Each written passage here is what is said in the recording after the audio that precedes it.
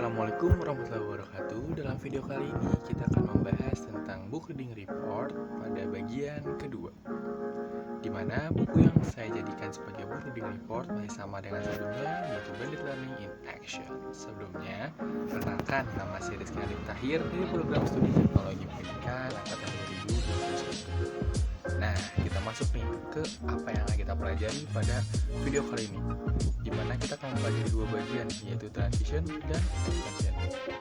Topik bahasan yang akan kita pelajari adalah tentang part 4 Blended Learning the Roadmap to Personalization. Kita masuk ke page 2 Transition, di mana pada bagian ini kita akan mempelajari tentang fase transisi, di mana pada fase ini cenderung lebih berfokus pada siklus pelaksanaan uji coba yang lebih besar terhadap pembelajaran blended learning, kemudian mengumpulkan pembelajaran, mengulangi, kemudian memperluas hal-hal yang penting. Selanjutnya kita masuk ke fase dive into classroom pada fase transisi. Pertama, adanya perubahan pembelajaran yang nyata di ruang kelas seiring dengan semakin banyaknya guru yang bereksperimen dengan model dan strategi campuran yang baru dalam implementasi pembelajaran blended learning. Selanjutnya adalah sebagian besar guru telah meninggalkan zona nyaman mereka dalam pengajaran yang berpusat pada guru, sehingga peralihan tersebut akan dilakukan secara bertahap, di mana pembelajaran berorientasi kepada peserta didik.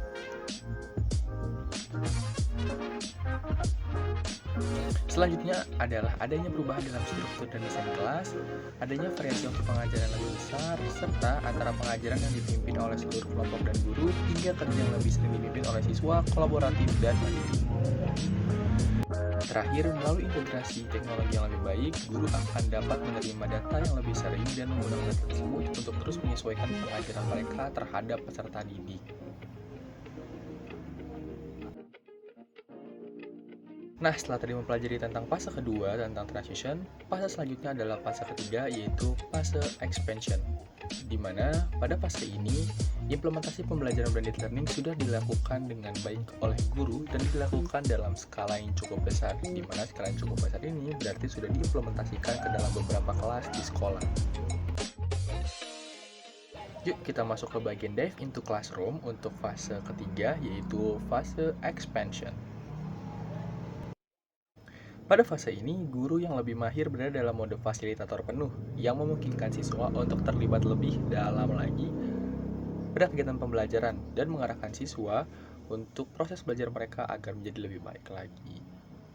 Selanjutnya, ruang kelas kini memberikan peluang signifikan untuk personalisasi dan diposisikan secara ideal bagi siswa untuk berperan dalam menentukan jalur pembelajaran mereka sesuai dengan gaya belajar mereka masing-masing.